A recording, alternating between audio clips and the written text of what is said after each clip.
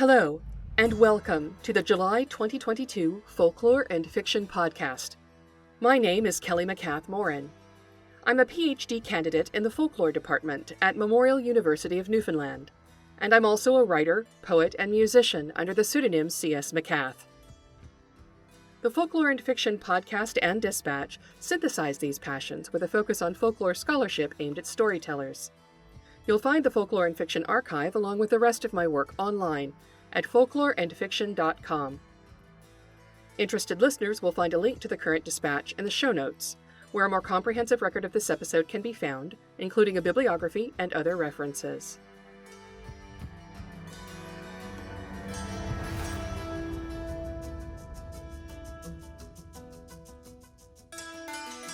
First, my thanks to PJ Lynch, whose illustration of Usheen as an old man graces my social media cards this month, for permitting me to utilize his work.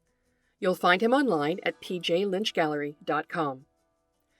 After May's discussion of fairy magic, I thought it would be interesting to discuss fairy time, specifically the supernatural lapse of time found in folk tales about human travel to the fairy otherworld.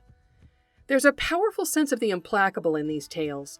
Our heroes might visit the otherworld for any number of reasons, but time still passes in our world, and death often waits for them to return. With this in mind, it's also worth discussing how these heroes navigate the internal conflicts associated with time and death, to see if there is any wisdom for storytellers who want to write characters like them. I'll begin with a tale of the Fianna titled Usheen's Return to Ireland, recorded by Lady Gregory and collected by renowned folklore scholar Henry Glassy in a book titled Irish Folk Tales. Usheen's Return to Ireland, Galway, Lady Gregory, 1926. Usheen was the last of the Fianna, and the greatest of them. He was brought away to Tir na Nog, that place where you'd stop for 1,000 years and be as young as the first day you went. Out hunting they were, and there was a deer came before them very often, and they would follow it with the hounds, and it would always make for the sea, and there was a rock a little way out in the water, and it would leap onto that, and they wouldn't follow it. So one day they were going to hunt. They put Usheen out on the rock first, the way he could catch a hold of the deer and be there before it. So they found it and followed it, and when it jumped onto the rock, Usheen got a hold of it.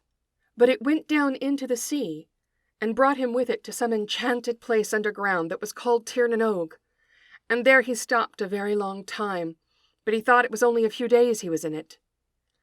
It's in that direction, to the west he was brought, and it was to the Clare coast he came back. And in that place you wouldn't feel the time passing, and he saw the beauty of heaven and kept his youth there 1,000 years. It is a fine place, and everything that is good is in it, and if anyone is sent there with the message he will want to stop in it, and 20 years of it will seem to him like 1 half-hour.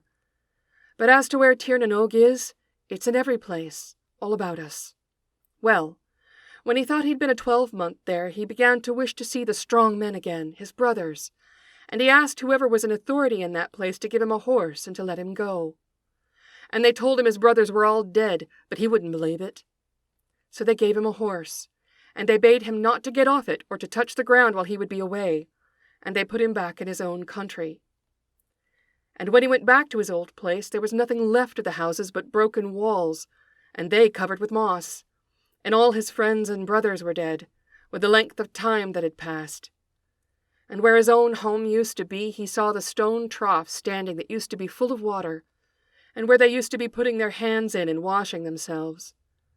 And when he saw it, he had such a wish and such a feeling for it that he forgot what he was told and got off the horse. And in a minute, it was as if all the years came on him, and he was lying there on the ground, a very old man, and all his strength gone. Usheen's Return to Ireland is listed in the Arne Thompson Uther Plot Index under ATU 470b, the land where no one dies. But we're focused on motifs this year, so let's move on to those.